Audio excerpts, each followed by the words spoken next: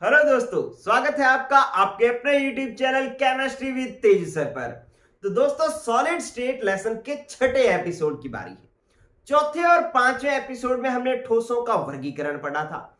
उसी पर आधारित कुछ इन टेक्स्ट क्वेश्चन मतलब पाठ्यनिहित प्रश्न और एक्सरसाइज क्वेश्चन मतलब अभ्यास प्रश्न जो एनसीईआरटी बुक में दे रखे हैं उनको हम सॉल्व कर रहे हैं, जो कि हमारे channel chemistry with Teju sir YouTube channel की एक स्पेशलिटी है कि चैप्टर के साथ साथ एनसीईआरटी के क्वेश्चंस चलते हैं। तो शुरू करता हूं मैं बच्चों। पहला क्वेश्चन कि ये पाठ्यनिहित क्वेश्चन है 1.6 नंबर, कह रहा है कि उपस्थित अंतर आणविक बलों की प्रकृति के आधार पर निम्न ठोसों को वर्गीकृत कीजिए। मैं जगह कम होने की वजह से पूरा क्वेश्चन नहीं लिखा, लेकिन यहां पर क्या है कि निम्न ठोसों को वर्गीकृत कीजिए। अब पहला देखें आप, इनको अपने को वर्गीकृत करना है। पहला है पोटेशियम सल्फेट। पोटेशियम सल्फेट बच्चों होता है K2SO4। तो K2SO4 में K प्लस होता है, SO4 माइनस होता है। तो इसका मतलब पोटेशियम सल्फेट में आयन है। आयन है तो ये कैसा सॉलिड हुआ? आयनिक सॉलिड हुआ, आयनिक ठोस हुआ। ये लो बच्चों, तो पहले क्वेश्चन का पहला पॉइंट जो है आपको क्लियर हो गया कि पोटेशियम सल्फेट आयनिक ठोस है क्योंकि इसमें आयंस होते हैं। फिर बात आती है दूसरे की, टिन। टिन एक धातु है। धातु है तो कैसा ठोस हुआ बच्चों? ये एक धात्विक ठोस हुआ। इसी तरीके से बेंजीन। बेंजीन एक अणु है और अध्रुवीय अणु है, तो इसका मतलब है कि इसको चाहे तो अध्रुवीय आणविक ठोस लिख लो। क्या लिखोगे? अध्रुवीय आणविक ठोस लिखो। ठीक है, बेंजीन की संरचना C6H6 होती है, तो इसके अंदर कोई प्लस माइनस नहीं आता। प्लस माइनस नहीं आता तो ये अध्रुवीय होता है। अध्रुवीय होगा तो कैसा ठोस बनाएगा? अध्रुवीय आणविक ठोस बनाएगा। इसी तरीके से फिर आता है आपके पास यूरिया। यूरिया के अंदर नाइट्रोजन और हाइड्रोजन होते हैं, तो उसमें बंध में ध्रुवता आ जाती है, तो ये होता है ध्रुवीय आणविक ठोस। ये क्या हो जाएगा बच्चों? ध्रुवीय आणविक ठोस। इसी प्रकार से अमोनिया जो है, अमोनिया भी कैसी है? ध्रुवीय आणविक ठोस है, क्योंकि अमोनिया का सूत्र NH3 होता है। NH3 तो इसमें नाइट्रोजन और हाइड्रोजन बंध के बीच में ध्रुवता होती है। इसी प्रकार से जो यूरिया होता है वो होता है C double bond O NH2 और NH2, तो यहां पर भी बंध में ध्रुवता होती है, तो ये भी क्या होता है? ध्रुवीय आणविक ठोस होता है। ठीक है, इसके बाद आता है आपके पास जल। जल के अंदर जल का सूत्र क्या होता है? H2O। अब देखो, इसमें हाइड्रोजन सीधे रूप से ऑक्सीजन से जुड़ी हुई है, तो यहां पर हाइड्रोजन बंध बढ़ेगा, तो ये जल कैसा ठोस हो जाएगा? हाइड्रोजन बंधित आणविक ठोस हो जाएगा। इसी तरीके से नेक्स्ट मैं बोल रहा हूं जिंक सल्फाइड। जिंक सल्फाइड का सूत्र है ZNS। ठीक है, आपने टॉपिक पढ़ा है। अगर आपके मन में पहले आंसर आ जाता है तो बहुत ही बढ़िया बात है। इसका मतलब है कि आपने पहले के टॉपिक बड़े ईमानदारी से पढ़े हैं। अब जिंक सल्फाइड ZNS, Zn में Zn +2 S -2, अरे आयन बन रहे हैं ना, तो कौन सा ठोस हुआ? आयनिक ठोस हुआ। ठीक है, इसी प्रकार से फिर आगे ग्रेफाइट। ग्रेफाइट बच्चों आपको मैंने किस में पढ़ाया था? सहसंयोजक या फिर हम इसको कहते हैं नेटवर्क ठोस। सहसंयोजक या नेटवर्क ठोस होता है ग्रेफाइट। ठीक है, और ग्रेफाइट के बारे में मैंने एक बात और बताई थी कि ये एक अधातु है, लेकिन फिर भी ये इलेक्ट्रॉनिक चालक है। सामान्यतः धातुएं जो होती हैं वो इलेक्ट्रॉनिक चालक होती हैं, लेकिन ये अधातु है और इलेक्ट्रॉनिक चालक है। चलिए, इसके बाद रुबिडियम एक धातु है, तो ये भी कैसा हो गया? धात्विक ठोस हो गया। धातुएं धात्विक ठोस, जिनमें आयन है वो आयनिक ठोस, और जिसमें अणु है, ठीक है, वो आणविक ठोस। वो फिर आगे ध्रुवीय, अध्रुवीय या हाइड्रोजन बंधित हो सकते हैं। चलिए, आर्गन। ये बताओ भाई, कितने लोगों को पता लग गया कि आर्गन किस प्रकार का ठोस है? आर्गन बच्चों एक अक्रिय गैस है, और अक्रिय गैस जो है वो किस में आती है? अध्रुवीय आणविक ठोस में आती है। किस में आती है? अध्रुवीय आणविक ठोस में आती है। जब मैंने टॉपिक पढ़ाया था तभी मैंने इस आर्गन पर स्टार डाला था कि भाई इसको आप अच्छे से याद कर लेना। इसी तरीके से नेक्स्ट आ जाता है आपके पास सिलिकॉन कार्बाइड। सिलिकॉन कार्बाइड भी एक क्या है, सह संयोजक ठोस है। जब मैंने सह संयोजक ठोस पढ़ाया था तो हीरा और सिलिकॉन कार्बाइड इसके मैंने एग्जाम्पल बताए थे। एल्यूमिनियम नाइट्राइड मैंने इसका सूत्र बताया था, एग्जाम्पल बताया था। ग्रेफाइट इसका मैंने एग्जाम्पल बताया था। ठीक है, तो सिलिकॉन कार्बाइड और हीरा तो कठोर होते थे और ग्रेफाइट जो है वो मुलायम होता था। तो ये सह संयोजक ठोस या नेटवर्क ठोस का उदाहरण है। तो ये लो आपका पाठ्य नीति प्रश्न 1.6 हो गया है कंप्लीट। आप इसको एक दो बार देखोगे तो आपको अपने आप समझ में आने लगेगा। एक बात और देखना कि पीछे के क्वेश्चन में थोड़ी एक मिस्टेक हुई थी, वो था कि नेफ्थलीन किस प्रकार का ठोस था, ऐसे एक क्वेश्चन था। तो आप ध्यान रखना, मैंने शायद उसको अक्रिस्टलीय लिखवा दिया था, वो क्रिस्टलीय होता है। नेफ्थलीन कैसा होता है, क्रिस्टलीय होता है। तो ये पीछे वाले क्वेश्चन में एक थोड़ी मिस्टेक आएगी थी, उसको सुधार लेना भाई। चलिए, ये आपका एक क्वेश्चन पाठ्य नीति क्वेश्चन 1.5 हो गया है, 1.6 हो गया है कंप्लीट। अब देखें, एक अभ्यास प्रश्न दे रखा है, अभ्यास प्रश्न 1.3, वो भी ऐसा ही है। तो मैंने इसकी लैंग्वेज नहीं लिखी, यही लिखा हुआ है कि उपस्थित अंतराण्विक बलों के आधार पर निम्न ठोसों को वर्गीकृत कीजिए। तो मैंने लाइन नहीं लिखी और नीचे इसी के बस किस किस को वर्गीकृत करना है सीधा उसी को लिख दिया। तो अब इसके आंसर अपने बना लेते हैं। क्या है, पहला है टेट्रा फास्फोरस डेकॉक्साइड P4O10। तो ध्यान रखना बच्चों, ये एक आणविक ठोस है। कैसा ठोस है, आणविक ठोस है और अध्रुवीय आणविक ठोस होगा ये। ठीक है, इसी प्रकार से अमोनियम सल्फेट, अरे अमोनियम सल्फेट पोटेशियम सल्फेट जैसा ही हो गया ना, तो ये भी क्या हो गया, एक आयनिक ठोस ही हो गया। और फिर आ गया SiC किसका सूत्र होता है, सिलिकॉन कार्बाइड का।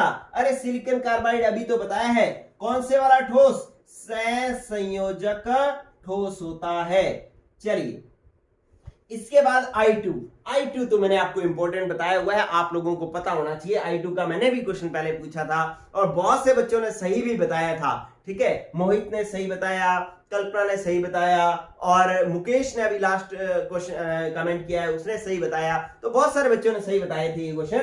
तो फिर I2 जो है ये अपने पास हो जाएगा अध्रुवीय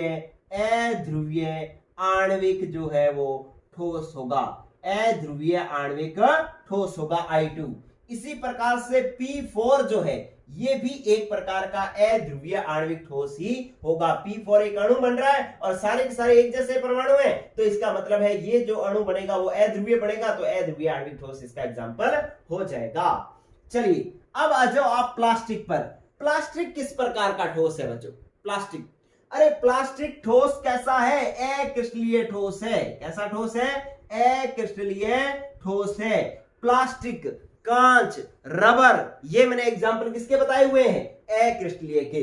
चलिए, अब आपके पास फिर आ गया ग्रेफाइट। तो मैं दोबारा नहीं लिखूंगा, क्या है ग्रेफाइट, सहसंयोजक या नेटवर्क ठोस ही है। इसी प्रकार से फिर आ गया पीतल।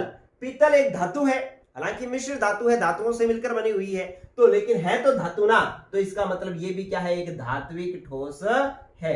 ये एक धात्विक ठोस है। रुबिडियम फिर धातु आ गया, तो ये भी क्या हो गया, धात्विक ठोस हो गया। फिर LiBr में Li प्लस और Br माइनस, तो क्या हो गया, आयनिक ठोस हो गया। ये भी क्या हो गया बच्चों, एक आयनिक ठोस हो गया। इसी प्रकार से जो सिलिकॉन है, सिलिकॉन कार्बन के वर्ग का है। कहे शिव जी सुनो पार्वती, अरे कार्बन के नीचे क्या आता है, सिलिकॉन ही तो आता है। तो इसका मतलब सिलिकॉन भी एक प्रकार का क्या है, सहसंयोजक ठोस है। ये भी क्या है, एक सहसंयोजक ठोस है। चलिए बच्चों, ये आपके 2-3 क्वेश्चन जो है इस तरीके के मैंने 1-2 क्वेश्चन पहले भी करवा दिए हैं, फिर ये क्वेश्चन आ गए हैं। आप ये गौर करना बच्चों कि जो आपका 12th बोर्ड का क्वेश्चन होगा, पहला जो क्वेश्चन होगा आधे नंबर का, जो नंबर तो आधे का ही होगा लेकिन आपकी एनर्जी को वही बढ़ाएगा। अगर वो सिर्फ आधे नंबर का क्वेश्चन पहला क्वेश्चन आपको आता है ना, तो अभी आपके अंदर खूब ऐसे कॉन्फिडेंस आ जाएगा। अगर पहला ही क्वेश्चन नहीं आया तो आपका कॉन्फिडेंस ठप से गिर जाएगा। भले पीछे 4 बड़े नंबर के क्वेश्चन आते हो आपको, लेकिन पहला आधे नंबर का भी नहीं आता है ना, तो भी एक बार के लिए कॉन्फिडेंस डाउन हो जाता है। इसलिए ये जो मैंने जितने भी इस तरीके के क्वेश्चन करवाए हैं, ये आधे नंबर में क्वेश्चन आएगा, लेकिन वो आपके पूरे पेपर को यही डिसाइड करेगा कि आपके पूरे पेपर के दौरान एनर्जी कैसे रहने वाली है, कॉन्फिडेंस कैसे रहने वाला है। ठीक है, तो इसलिए इन क्वेश्चंस को एक बार अच्छे से नजर मारते रहो, रट्टा मारने की जरूरत नहीं है, नजर मारो, आपको अपने आप समझ में आने लग जाएगा धीरे धीरे। ठीक है, तो ये बात हुई बच्चों आपके इन दो क्वेश्चंस की, इनको मैं अब करता हूं साफ, आप ले लें एक बार इसका स्क्रीनशॉट। चलिए ठीक है भाई, इसका स्क्रीनशॉट आपने ले लिया होगा। चलिए अब अपने बात करते हैं एक्सरसाइज क्वेश्चन पाठ्यनीति प्रश्न 1.7 की। ये जो मैंने ब्लैक इंक से लिखे हैं वो सारे के सारे क्वेश्चन पाठ्यनिहित प्रश्न है, जो ब्लू इंक से लिखे हैं वो अभ्यास प्रश्न है। जिनके पास बुक नहीं है उनको मैंने बुक सेंड कर दी है ना, पहला चैप्टर को की बुक जो है वो मैंने सेंड कर दी है, जिनको नहीं मिली वो मेरे को मैसेज करना, मैं उसको भेज दूंगा। ठीक है, तो उसमें ये क्वेश्चंस दे रखे हैं। पाठ्यनिहित प्रश्न का मतलब होता है जो बुक के बीच में दिए होते हैं, अभ्यास प्रश्न का मतलब होता है जो बुक के पीछे दिए होते हैं। आप जो नोट्स प्रिपेयर कर रहे हो उस नोट्स के को देख करके बुक के अंदर पेंसिल से टिक करते रहो, भाई हमारा ये क्वेश्चन हो गया, ये क्वेश्चन हो गया, ये क्वेश्चन हो गया, ताकि जैसे चैप्टर खत्म हो आपको पता होना चाहिए कि मेरे सारे क्वेश्चन हो चुके हैं, जो रह गए हैं उनको फिर हम अलग से कर लेंगे, वैसे मैं कोई क्वेश्चन रहने नहीं दूंगा। चलिए अब बात करते हैं अपने, ये पाठ्यनीति प्रश्न एक और है 1.7, इसको समझना है, बहुत अच्छा क्वेश्चन है। देखो क्या कहता है, कहता है कि ठोस ए अत्यधिक कठोर है, पहली लाइन तो ये अत्यधिक कठोर है। ठीक है, फिर ये कह रहा है कि ठोस और गलित दोनों अवस्थाओं में विद्युत रोधी है, मतलब धारा का प्रवाह नहीं करता, और अत्यंत उच्च ताप पर पिघलता है, इसका मतलब गलनांक बहुत उच्च है। ठीक है, तो आपके पास 3 ठोस ऐसे हैं जिनके गलनांक उच्च हैं। आयनिक ठोस का गलनांक उच्च है, सहसंयोजक ठोस का गलनांक उच्च है, और धात्विक ठोस का गलनांक उच्च है। 3 लोगों का गलनांक उच्च है, लेकिन उसमें से कहता है कि ये ठोस एवं गलित दोनों अवस्थाओं में विद्युत रोधी है। अरे धात्विक चालक तो विद्युत का चालक होता है, विद्युत रोधी नहीं होता। वो तो चाहे गलित अवस्था में हो चाहे ठोस अवस्था में, दोनों में ही धारा का प्रवाह करता है। इसका मतलब यहां पर धात्विक चालक तो ये है नहीं। और आयनिक ठोस जो होता है, आयनिक ठोस ठोस अवस्था में विद्युत का चालन नहीं करता। आयनिक ठोस ठोस अवस्था में विद्युत का चालन नहीं करता, वो सिर्फ पिघली हुई अवस्था में या फिर जो है वो विलयन अवस्था में विद्युत का चालन करता है। तो इसका मतलब है कि ये आयनिक ठोस भी नहीं हो सकता। तो आंसर हमारा क्या हुआ, आंसर हो गया, ये होगा 1.7 का आंसर होगा कि या तो ये सहसंयोजक ठोस है और इसको अपने नेटवर्क ठोस भी कहते हैं। कैसे पकड़ा आंसर, आपने देखा भाई उच्च ताप पर पिघलता है, गलनांक जिसका उच्च है, गलनांक उच्च वाले 3 लोग थे, आयनिक, धात्विक और सहसंयोजक। अब फिर इसने कह दिया कि गलित और ठोस दोनों अवस्थाओं में विद्युत रोधी है, तो दोनों अवस्थाओं में विद्युत रोधी तो सिर्फ सहसंयोजक है। ठीक है, क्योंकि जो धात्विक है वो तो दोनों अवस्थाओं में गलित और जो ठोस अवस्था दोनों अवस्था में विद्युत का चालक है, और जो आयनिक है वो गलित अवस्था में तो विद्युत का चालक है लेकिन ठोस अवस्था में विद्युत का रोधी है। ठीक है, तो इसका मतलब ये आयनिक भी नहीं हो सकता, धात्विक भी नहीं हो सकता, तो कौन सा आंसर होगा, सहसंयोजक या नेटवर्क ठोस इसका उदाहरण होगा। ये एक क्वेश्चन हो जाएगा भाई। चलिए अब क्वेश्चन नंबर 1.8, चलिए क्या कह रहा है, कहता है कि आयनिक ठोस गलित अवस्था में विद्युत के चालक होते हैं परंतु ठोस अवस्था में नहीं, क्यों? बच्चों ये क्वेश्चन मैंने आपको करवा दिया था अगर याद हो तो, लेकिन फिर एक बार मैं बोल देता हूं। क्या लिखोगे कि आयनिक ठोस गलित अवस्था में विद्युत के चालक होते हैं, क्योंकि गलित अवस्था में क्या होते हैं, इसके पास मुक्त आयन होते हैं। क्या होते हैं, मुक्त आयन होते हैं। जबकि क्या ठोस अवस्था में जो है आयन परस्पर कौन से स्थिर वैद्युत आकर्षण बल द्वारा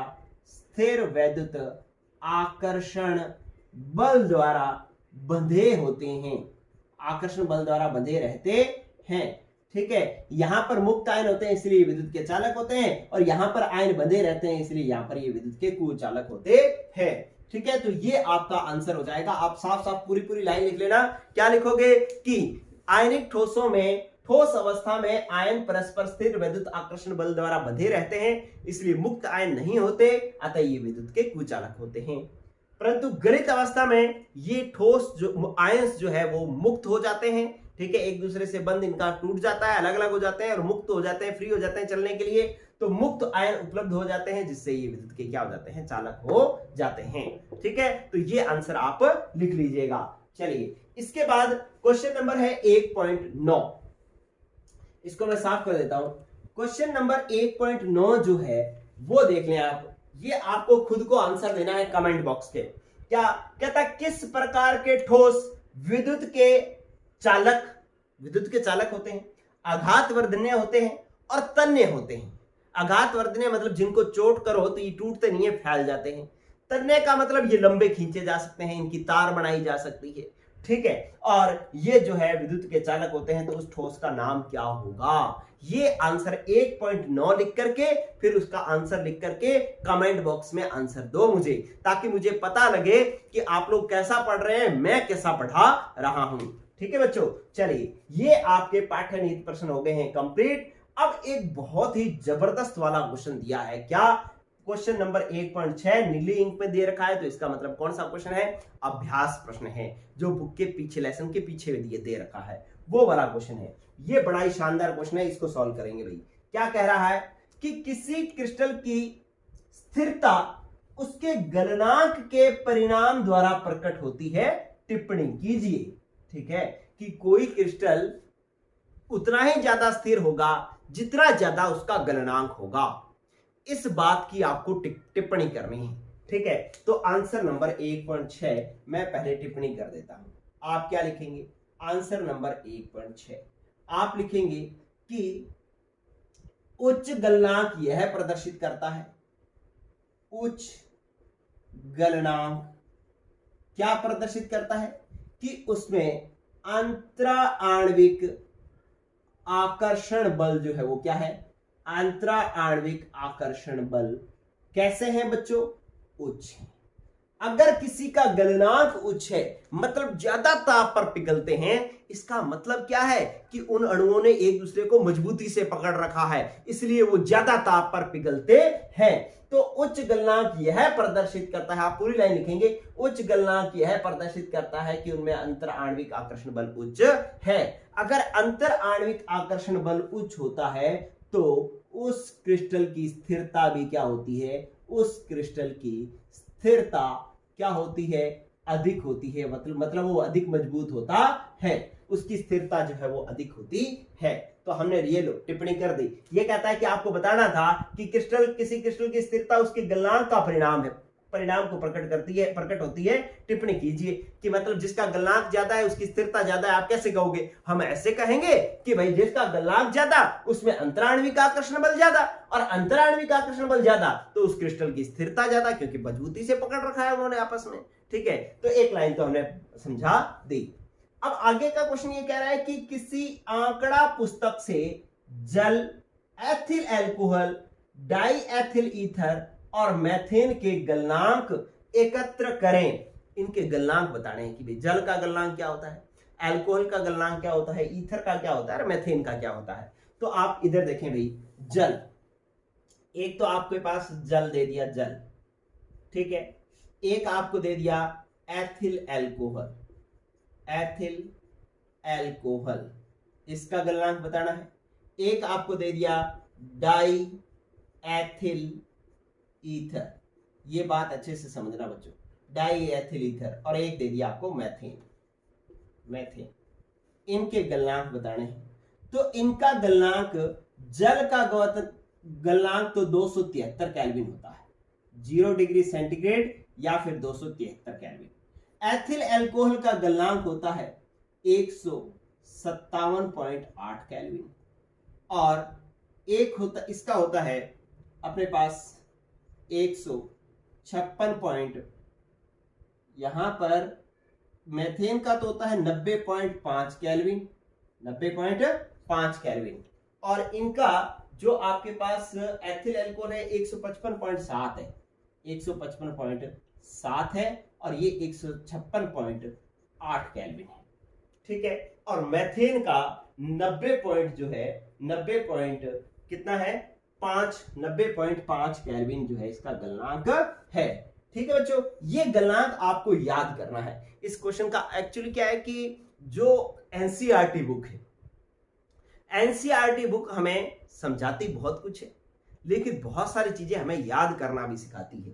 ठीक है, इन चीजों को याद रखना है अपने को कि इसका गलनांक कितना है। हम ये तो बता सकते हैं कि इसका गलनांक ज्यादा है, इसका कम है, इसका कम है, इसका कम है। ये क्यों कम है, इससे ये गलनांक कम क्यों है, हम ये तो समझा सकते हैं, लेकिन कितना है ये तो मान है, मान तो याद रखने पड़ेंगे। ठीक है, तो ये बात भी होगी कि किसका गलनांक कितना है। ये मेल्टिंग पॉइंट मैंने आपको दे दिए, ये आपको याद करना है। चलिए, अब ये कह रहा है कि इन अणुओं के अंतर आणविक बलों के बारे में आप क्या समझते हैं। तो जल जो है, जल के अंदर अंतर आणविक बल देखो ऐसे बनते हैं, जल H और HOH। ठीक है, तो यहां पर ऑक्सीजन और हाइड्रोजन के बीच में यहां पर जो बंध बनता है वो कौन से वाला बंध बनता है बच्चों, हाइड्रोजन बंध बनता है। ठीक है, अब इसके बाद अपने बात करें एथिल अल्कोहल की। एथिल अल्कोहल का सूत्र क्या होगा, O C2H5OH, C2H5OH, C2H5OH, ये एथिल अल्कोहल का सूत्र है। इधर भी अपने पास हो जाएगा C2H5OH। अब फिर O और H आ गया, दो ऑक्सीजन के बीच में हाइड्रोजन आ गया, तो यहां पर भी हाइड्रोजन बंध बनेगा, यहां पर भी हाइड्रोजन बंध बनेगा। लेकिन अल्कोहल के अंदर हाइड्रोजन बंध जल की तुलना में कमजोर होता है। क्यों कमजोर होता है, क्योंकि आप देखो कि जब ये अल्कोहल का अणु इसके पास आएगा ना हाइड्रोजन बंध बनाने के लिए, तो ये बड़ा समूह जुड़ा हुआ है एथिल समूह। ये एथिल समूह इसके पास आने में रुकावट पैदा करेगा, बाधा उत्पन्न करेगा, जिसको हम क्या कहते हैं, त्रिविम बाधा कहते हैं। क्या कहते हैं, त्रिविम बाधा। अरे ये जैसे इसके साथ में नजदीक आएगा हाइड्रोजन बंध बनाने के लिए, ये बड़ा सारा समूह यहां पर जुड़ा हुआ है, ये बड़ा सारा समूह इसके रास्ते में रुकावट पैदा करेगा, इसको नजदीक नहीं आने देगा, इसलिए ये हाइड्रोजन बंध कमजोर बनेगा। और ये जो बाधा उत्पन्न कर रहा है, इस बाधा को हम त्रिविम बाधा कहते हैं। इसलिए यहां पर जो हाइड्रोजन बंध बनता है वो कैसा बनता है, कमजोर बनता है। और कमजोर बनता है तो यहां पर बंध कमजोर हो गया, यहां पर मजबूत हो गया। अरे इसीलिए ही तो इसका गलनांक ज्यादा है, इसका गलनांक क्या है, कम है। ठीक है बच्चों, तो ये होगी बात इन दोनों के गलनांक की। और इसके बंध की भी बात होगी कि यहां पर हाइड्रोजन बंध प्रबल, यहां पे दुर्बल हाइड्रोजन बंध, कारण त्रिविम बाधा। चलिए, फिर अब बात आती है डाई एथिल ईथर की। डाई एथिल ईथर का सूत्र क्या होता है बच्चों, डाई एथिल ईथर का सूत्र होता है कि ऑक्सीजन, ठीक है, इसके साथ दो डाई एथिल समूह, डाई एथिल क्या होगा, C2H5 और C2H5, ये डाई एथिल समूह हो गया। ठीक है, इसी प्रकार से इसके साथ में एक और डाई एथिल समूह जो है इस तरीके से C2H5 और C2H5 ये जुड़ा होता है। यहां पर क्या होता है कि ऑक्सीजन की विद्युत ऋणता ज्यादा होने के कारण यहां पर क्या होगा, आप ना इसको इस तरीके से ना लिख करके ऐसे लिख लें, ये देखो इसको ऐसे लिख लें, क्योंकि यहां पर वर्ण तो इसी तरह रहा है लेकिन ऐसे समझ में नहीं आएगा आपको। डाई एथिल ईथर मैंने ऐसे लिख दिया C2H5O और C2H5, और यहां पर मैंने लिख दिया O C2H5 और C2H5। ठीक है, अब इसके अंदर क्या होगा कि ये कार्बन और ऑक्सीजन, इसमें से ऑक्सीजन की विद्युत ऋणता ज्यादा, यहां पर आंशिक माइनस और कार्बन पर आंशिक प्लस, तो इसका मतलब यहां पर द्विध्रुव बन गया। ऐसे यहां पर आंशिक क्या होगा, माइनस, ऑक्सीजन पर होगा आंशिक माइनस और कार्बन पर होगा आंशिक प्लस। यहां पर भी क्या बन गया, द्विध्रुव। तो अब ये प्लस इस माइनस को आकर्षित करेगा, यहां पर बंध, यहां पर बंध, तो ये जो बंध बनता है इसको हम कहते हैं द्विध्रुव आकर्षण बल। ठीक है, तो डाई एथिल ईथर में कौन सा आकर्षण बल पाया जाता है, द्विध्रुव आकर्षण बल पाया जाता है। हालांकि हाइड्रोजन बंध से द्विध्रुव आकर्षण बल कमजोर होता है, इसलिए इससे इसका गलनांक कम है। लेकिन एथिल अल्कोहल से ज्यादा क्यों हो गया, 155 156, ये थोड़ा सा ज्यादा क्यों हो गया, क्योंकि यहां पर जो है कि इसका अणु भार जो है वो क्या हो गया है, die ethyl ether. Ethyl alcohol में तो एक ही एथिल समूह है और डाई एथिल ईथर में दो एथिल समूह होने के कारण इसका अणु भार ज्यादा हो जाने के कारण इसका गलनांक थोड़ा सा बढ़ गया है। ठीक है, और मेथेन के अंदर जो बंध होता है वो सिर्फ दुर्बल वान डेर वाल्स बंध होता है और इसमें किसी प्रकार का कोई बंध नहीं बनता। ये होता है दुर्बल वान डेर वाल्स बंध ही पाया जाता है, इसलिए इसका गलनांक सबसे कम होता है। ठीक है बच्चों, तो आपको अगर गलनांक की बात करेंगे तो इस पूरे क्वेश्चन की पहली लाइन कैसे समझ में आती है कि उच्च गलनांक इसलिए है क्योंकि अंतराण्विक आकर्षण बल ज्यादा है, और अंतराण्विक आकर्षण बल ज्यादा है तो उस क्रिस्टल की स्थिरता भी अधिक है। फिर कहता है कि इसके गलनांक बताओ, तो हमने गलनांक बता दिए। फिर कहता है बंध बताओ, तो जल में बंध होता है हाइड्रोजन बंध, एथिल एल्कोहल में भी होता है हाइड्रोजन बंध, लेकिन जल की तुलना में कमजोर होते हैं। डाई एथिल ईथर में होते हैं द्विध्रुव आकर्षण बल, और वैन डर वाल्स बंध होता है किसमें, मैथेन के अंदर होता है। ठीक है बच्चों, तो ये आपका क्वेश्चन नंबर हो गया 1.6, जो कि एक्सरसाइज क्वेश्चन है, अभ्यास प्रश्न है। ठीक है भाई, एक अब आपको लास्ट क्वेश्चन आज की क्लास का और कराना है, इसके बाद एक पार्ट जो है इस लेसन का हो जाएगा खत्म, फिर नया पार्ट शुरू होगा कल से। ठीक है, इसी लेसन का। चलिए, अब एक और क्वेश्चन दे रखा है, वो मैंने लिखा नहीं, जगह नहीं थी, आपने स्क्रीनशॉट ले लिया होगा। चलिए मैं साफ करता हूं इसको। ठीक है, ये लो,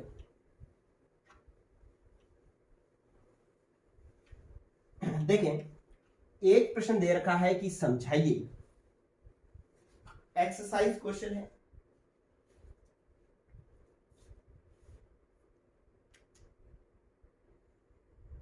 एक 1.9 अभ्यास प्रश्न है ये कहता है समझाइए, इसके अंदर ऐसे लिखा हुआ है समझाइए। क्या समझाइए? पॉइंट नंबर 1 दे रखा है, आयनिक व धात्विक ठोस में, आयनिक व धात्विक ठोस में समानताएं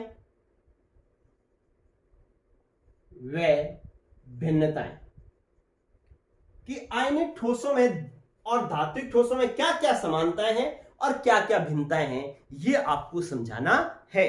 ठीक है, तो इसका मैं पहले का आंसर लिख रहा हूं। यहां पर देखो क्या होगा कि आपको समानताएं और भिन्नताएं लिखनी है, तो ये लो आप इस तरीके से लिखेंगे। क्या एक तरफ लिखेंगे आयनिक ठोस और एक तरफ लिखेंगे धात्विक ठोस और यहां पर पहली हेडिंग क्या डालेंगे? पहली हेडिंग डालेंगे समानताएं। क्या डालेंगे? समानताएं। चलिए समानताएं डालेंगे। तो समानताओं में पहली समानता क्या है कि इन दोनों में ही जो बंध पाए जाते हैं वो स्थिर वैद्युत आकर्षण बल पाए जाते हैं। यहां पर भी क्या पाया जाता है? स्थिर वैद्युत आकर्षण बल ही पाया जाता है। क्यों? क्योंकि यहां पर तो जैसे Na+ और Cl- के अंदर आकर्षण बल होता है, यहां पर क्या होता है Fe+3 और इसके इलेक्ट्रॉनों के बीच में, मतलब प्लस माइनस के बीच में यहां पर बंद होता है, यहां पर भी प्लस माइनस के बीच में ही होता है। तो यहां पर भी स्थिर वैद्युत आकर्षण बल और यहां पर भी स्थिर वैद्युत आकर्षण बल ही होता है। ठीक है, और ये दोनों ही जो कमरे के ताप पर कैसे होते हैं? कठोर होते हैं या ठोस होते हैं, और साथ में ये कठोर भी होते हैं। ये भी ठोस होते हैं और साथ में कठोर भी होते हैं। ठीक है, तो ये इसकी समानताएं होगी। तीसरी समानता क्या है कि दोनों ही बंध मजबूत है, इसलिए दोनों का गलनांक व अथरांक जो है क्या होता है? मेल्टिंग पॉइंट जो है वो क्या होते हैं? उच्च होते हैं। इसका मेल्टिंग पॉइंट बॉइलिंग पॉइंट जो है इसका भी क्या होता है? उच्च होता है। ठीक है, तो ये तो हो गई समानताएं। अब अगर आपसे पूछे कि भिन्नता क्या है? भिन्नता, तो भिन्नता ये है कि ये जो आयनिक ठोस होते हैं, ये ठोस अवस्था में तो होते हैं विद्युत के कुचालक। विद्युत के क्या होते हैं? कुचालक, मतलब ये धारा का प्रवाह नहीं करते। लेकिन गलित या विलयन अवस्था में विद्युत के क्या होते हैं? चालक होते हैं। जबकि धात्विक ठोस क्या है? ठोस व गलित दोनों ही अवस्थाओं में विद्युत के क्या होते हैं? चालक होते हैं। तो ये इन दोनों में क्या हो गई? भिन्नता। तो इस तरीके से आपको क्वेश्चन नंबर 1.9 को समझाना था। तो आपने लिखा समानताएं और भिन्नताएं। तो आयनिक ठोस और धात्विक ठोस में समानता ये है कि दोनों में स्थिर वैद्युत आकर्षण बल पाया जाता है, दोनों कठोर होते हैं, दोनों ठोस होते हैं, और इन दोनों के गलनांक जो है उच्च होते हैं। भिन्नताएं ये है कि भाई ये ठोस अवस्था में विद्युत का कुचालक, लेकिन गलित या विलीन अवस्था में विद्युत का चालक होता है। लेकिन धात्विक ठोस जो है, ठोस और गलित दोनों अवस्था में विद्युत का चालक होता है। ये दोनों में क्या हो गई? ये दोनों में भिन्नता हो गई या अंतर हो गया। चलिए बच्चों, ये क्वेश्चन भी आपका हो गया कंप्लीट। चलिए फिर जो है एक इसके अंदर एक पॉइंट नंबर 1.9 का एक पॉइंट तो ये आ गया, एक पॉइंट और दे रखा है, कहता है कि आपको ये समझाना है। पहले इसका स्क्रीनशॉट ले लो आप, ठीक है, आप अपनी कॉपी में साफ सुथरे आंसर लिखना, मैं आपको समझा रहा हूं सिर्फ, ठीक है। चलिए अब एक क्वेश्चन जो है वो आपको और लिखना है। क्या ये कह रहा है कि आयनिक ठोस कठोर एवं भंगुर होते हैं। क्वेश्चन नंबर 2 कहता है कि ये भी समझाना है आपको, ये क्वेश्चन नंबर 1.9 का दूसरा पार्ट है कि आयनिक ठोस कठोर एवं भंगुर होते हैं, भंगुर होते हैं, इस बात को समझाना है आपको। तो आप क्या कहेंगे, आयनिक ठोस कठोर क्यों होते हैं? पहला पॉइंट आप समझाओगे कि कठोर क्यों होते हैं, क्योंकि उसमें परबल स्थिर वैद्युत आकर्षण बल पाया जाता है, स्थिर वैद्युत आकर्षण बल पाया जाता है। ये आयनिक बंध को ही हम कहते हैं स्थिर वैद्युत आकर्षण बल। तो इसमें कठोर क्यों होते हैं, क्योंकि इनमें स्थिर वैद्युत आकर्षण बल पाया जाता है इसके अभिविकरणों के मध्य, इसलिए ये कठोर होते हैं। तो ये तो बात हमें समझ में आ गई। दूसरा कि ये भंगुर क्यों होते हैं, भंगुर इसलिए होते हैं कि ये देखो आयनिक ठोस इस प्रकार से होते हैं कि इसके अंदर प्लस, फिर मैं थोड़ा यूं बड़ा बना लेता हूं, ये लो, आयनिक ठोस जो है इस तरीके से यूं पाए जाते हैं ऐसे। इनके अंदर क्या होता है कि विपरीत आवेश एक दूसरे के पास होते हैं, प्लस के पास माइनस होता है और माइनस के पास प्लस होता है, प्लस के पास माइनस होता है और माइनस के पास प्लस होता है और प्लस के पास माइनस होता है, इस प्रकार से होता है। तो विपरीत आवेश एक दूसरे को बांधे हुए रहते हैं, लेकिन जब इस पर कोई बाह्य बल लगाया जाता है, तो इसकी जो विपरीत आवेश की जो परतें हैं जो एक दूसरे को बांध रखी हैं, जैसे ही बल लगाया जाता है तो ये परतें एक दूसरे पर खिसक जाती हैं। अब खिसकने से क्या हो जाता है कि समान आवेश की परतें एक दूसरे के आमने सामने आ जाती हैं। ये इस प्रकार से हो जाता है, देखें इस तरीके से कि ये आपके पास नीचे वाली परत तो एज इट इज रहेगी और ऊपर वाली परत एक पॉइंट आगे खिसक गई, तो ये इस तरीके से बन गई। अब क्या हुआ कि यहां पर क्या है, यहां पर है आपके पास प्लस माइनस प्लस, यहां पर था माइनस प्लस और माइनस। तो आप देखो ये प्लस के सामने प्लस आ गया, माइनस के सामने माइनस आ गया, तो समान आवेश एक दूसरे को क्या करते हैं, प्रतिकर्षित, और प्रतिकर्षित करेंगे तो यहां पर आप लिख लेंगे कि समान आवेश जो है वो परस्पर क्या करते हैं, परस्पर प्रतिकर्षित करते हैं। तो ये परतें जो है वो अलग अलग हो जाती हैं, टूट जाती हैं, इसी को ही तो हम क्या कहते हैं, भंगुर होना। इस प्रकार से टूटने को ही तो हम क्या कहते हैं, भंगुर होना। ये परतें अलग अलग हो जाती हैं, ये plus minus plus, minus plus minus, ये दोनों परतें अलग अलग हो जाती हैं। अतः ये कैसी प्रकृति होती है, इसकी भंगुर प्रकृति होती है। ठीक है, तो ये आपको समझाना था कि आयनिक ठोस कठोर एवं भंगुर होते हैं। तो कठोर क्यों होते हैं, क्योंकि उसमें स्थिर वैद्युत आकर्षण बल पाया जाता है। और भंगुर क्यों होते हैं, क्योंकि आयनिक ठोसों में आयनिक विपरीत आवेशित परतें जो है एक दूसरे पर जुड़ी हुई होती हैं। जैसे ही बाह्य बल लगाया जाता है तो ये परतें एक दूसरे पर खिसक जाती हैं, जिससे समान आवेश एक दूसरे के सामने आ जाते हैं और ये समान आवेश एक दूसरे को प्रतिकर्षित करते हैं, जिससे ये परतें जो है अलग हो जाती हैं और ये टूट जाते हैं। इसी प्रकृति को हम इसकी कौन सी प्रकृति कहते हैं, भंगुर प्रकृति कहते हैं, टूटने की प्रकृति कहते हैं। ठीक है बच्चों, तो ये आपका ठोस अवस्था लेसन का एक पार्ट मैंने आपको करवा दिया कंप्लीट विद इसके सारे क्वेश्चन। बुक के अंदर जहां जहां जो जो क्वेश्चन दे रखे थे वो सारे क्वेश्चन करवा करके मैंने ये आपको टॉपिक एक पार्ट खत्म करवा दिया। अब कल से इस लेसन का एक नया पार्ट शुरू होगा, जिसको समझने का तरीका अलग होगा, वो सारी चीजें अलग चलेगी, वो मैथमेटिक्स अलग चलेगा, सारा सिस्टम उसका अलग चलेगा। अब तक का लेसन एक अलग प्रकार का लेसन था, अब यही लेसन आगे जाकर के अलग प्रकार का हो जाएगा। तो अपनी कमर कस लें, आगे का लेसन थोड़ा और मतलब आपको समझने में पूरी मेहनत लगेगी। ठीक है, आपको रेगुलर क्लास लगानी पड़ेगी तभी समझ में आएगा। ठीक है दोस्तों, तो पढ़ते रहिए। Good luck, good bye. और जो जो मैंने क्वेश्चन आपको आंसर देने के लिए कहे हैं वो कमेंट बॉक्स में आंसर जरूर देना। ठीक है, गुड बाय, पढ़ते रहो, गुड लक।